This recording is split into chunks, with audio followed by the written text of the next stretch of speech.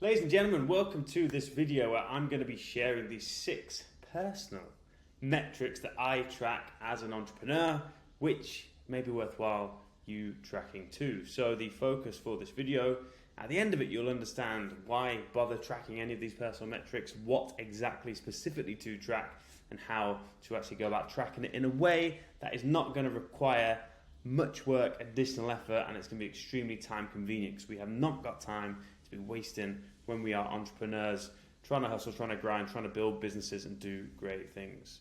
So before I dive in, never trust random strangers on the internet. My name is Elliot Bottrell. I'm based out of London. I love golf, I love nature, I love biohacking, and my core business is an agency called Botters where we run paid ads for cool businesses. We've spent about 19 million.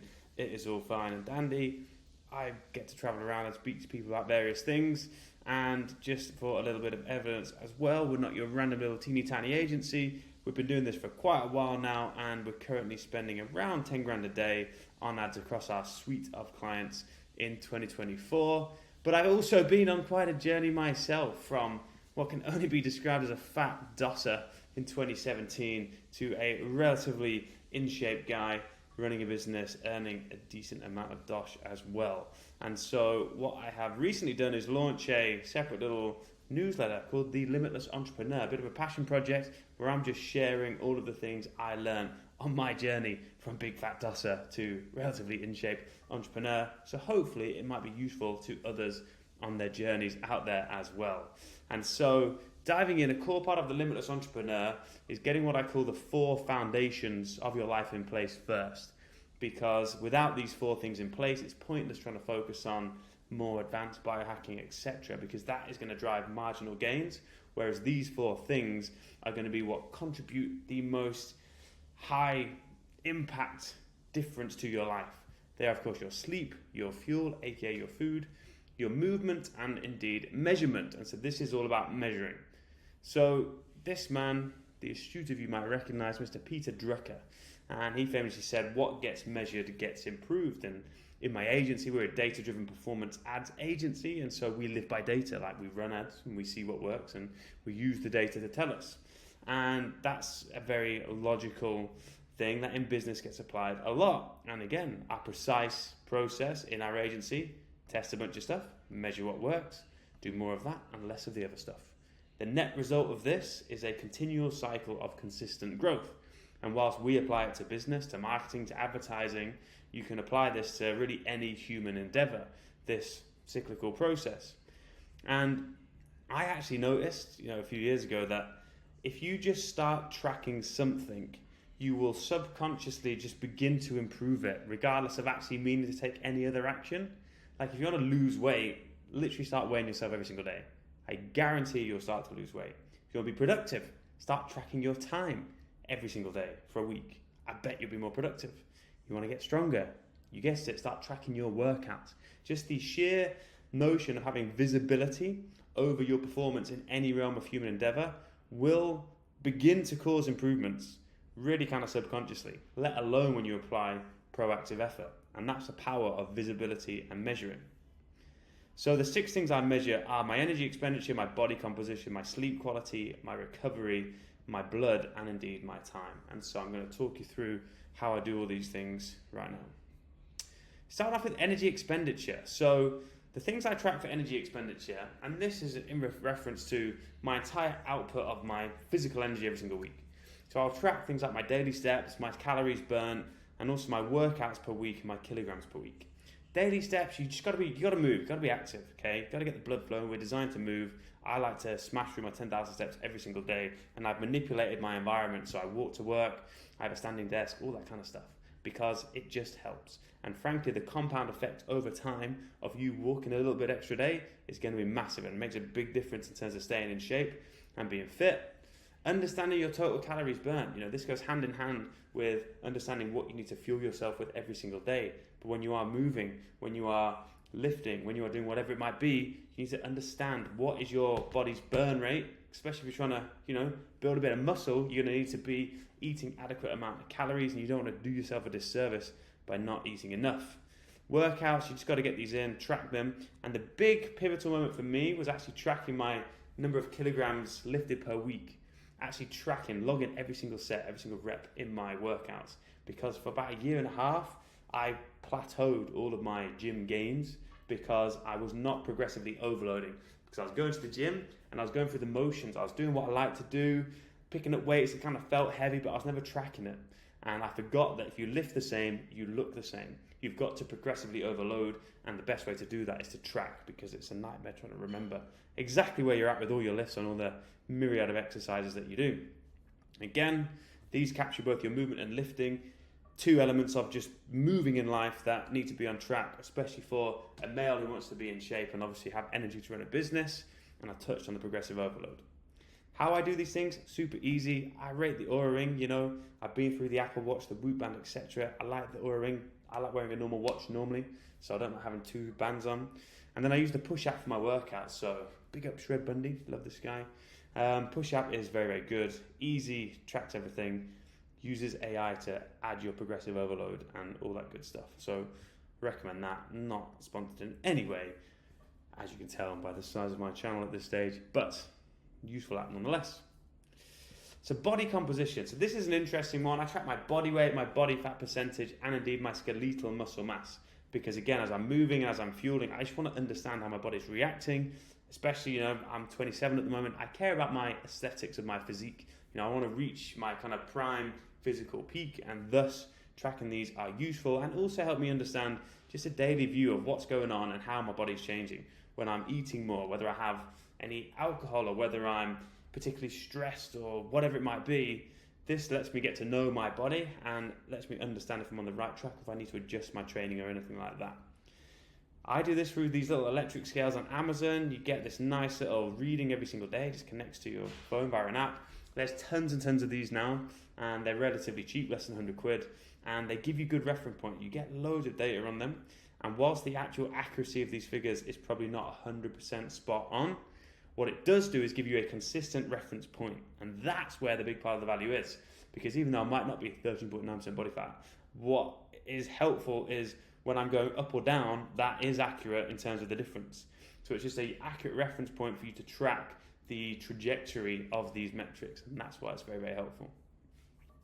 Sleep quality. So your sleep quality is absolutely mental and is so critically important. So this blew my mind because I had no idea about sleep efficiency, which is your time asleep versus time in bed. And so, short story, I used to live in a flat on the 19th floor, right by a train station. We had no air conditioning, and during summer it would get really flipping hot. And during that time I noticed I was tired all the time, even though I was in bed for 8 hours every single night. Checked my Oura Ring stats, and goodness me, my sleep efficiency was like 60-65% for weeks on end. Because what was happening, because it was too hot, I'd have to have the doors open to the outside world, letting in the air. And what was going on was that during the night, these sounds from the train station and the tubes were actually waking me up. But I didn't realize. So even though I was in bed for 8 hours every single night, my efficiency was like 60%, so I was only getting like 5 hours sleep. And so I had to fix all of that. And I'd never even realized there was time in bed that I wasn't actually asleep. Obviously, your total time slept is an obvious one, but then also your sleep quality. Are you going into your deep sleep cycles and your REM sleep cycles, where in truth, don't worry about the fanciness of it, that's where all your recovery and good stuff occurs. So you need to make sure you get enough of them. Again, just being lying in bed for 8 hours doesn't equate to great sleep. And tracking means you can just adjust and get to know yourself, and it's very, very helpful. So I use the Oura Ring again for the sleep efficiency, but then, oh my days, I invested in the 8 Sleep mattress. And wow, this blew my mind. Again, I need to be cool. I'm a warm-blooded human being, and being cool is very important to me and has a massive impact on my sleep quality.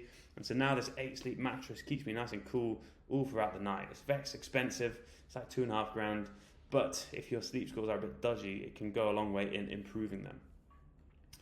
Next up, recovery. So recovery, track this via 2 things: heart rate variability, HRV, and resting heart rate. Because again, you can't perform at a high level in business, in the gym, in life, without recovering properly.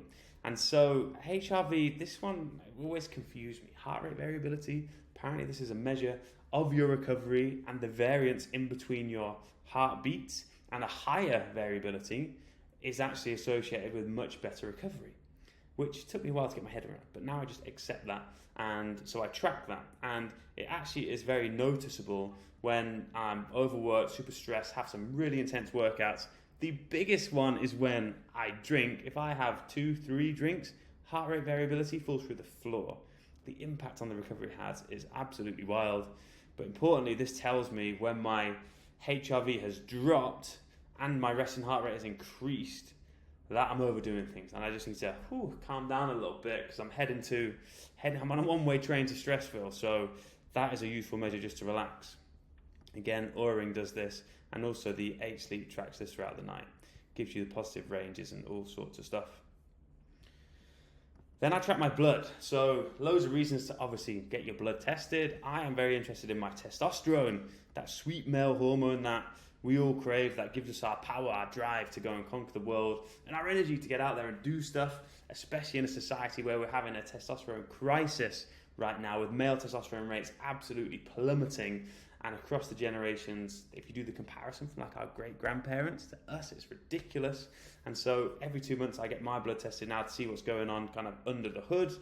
And I'm very interested in my T levels, and you should be as well, because if you're feeling lack of drive, lack of motivation, really low libido, low mood, struggling to put on muscle, just not very happy, chances are it's low test. And in this Western world, society is out to get us in terms of all of the traps out there, things that destroy testosterone. One of them is your sleep as well. Another one is alcohol, vaping, all this kind of crazy shit. It's just destroying T levels. And so it's a useful one to keep track of. I use a company called Medichecks, again, no association. I just thought they're helpful. It was like 200 quid. They actually come to your flat and they take 2 vials of blood, and then 3 days later you get your results and you get a whole bunch of stuff. So this is just an example of the report. You get the ranges. Obviously my testosterone is nice on the upper end, which is good, but you get like all sorts of other biomarkers for your kidneys, your livers, literally your immune system, everything else.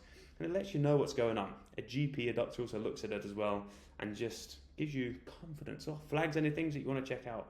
So that is really useful as well, because again, you can do all sorts of stuff, implement all sorts of useful habits into your life, change your diet, start moving more, supplements, etc. But is it actually having the positive impact on you at the biochemical level, under the hood? Only way you can tell is through these kind of blood tests.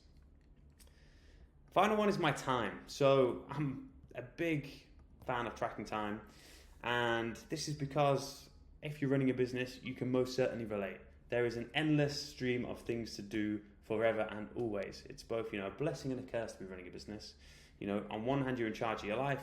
On the other hand, you're in charge of your life, and that means you are responsible for literally everything, and time becomes an extremely, extremely precious commodity. And so I track this in 2 ways. Number one, just flat out in my calendar. This is really coordinated. Me and my assistant, we go through this every single week and make sure all the right things are getting the right time. People think it's a bit strange when they look at it, because my dinners are in there, my sleep's in there, like literally everything is in there. Alongside this, I then actually track my productive work hours, because again, this was eye-opening to me.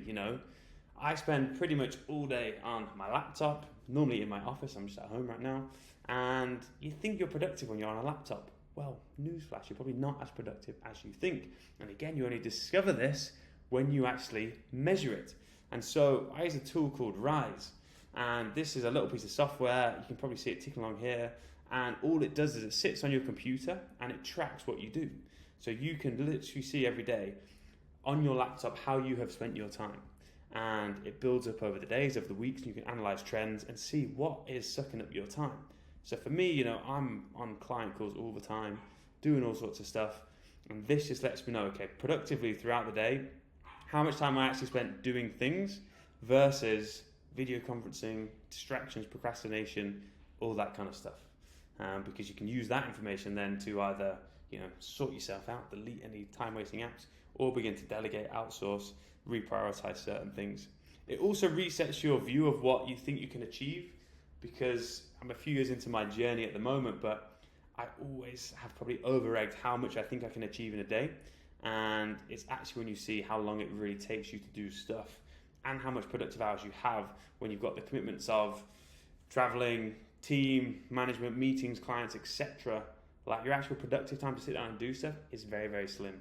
And so you have to be realistic then about your expectations, or about building the capacity into your business so that all that work that needs to be done can still be done.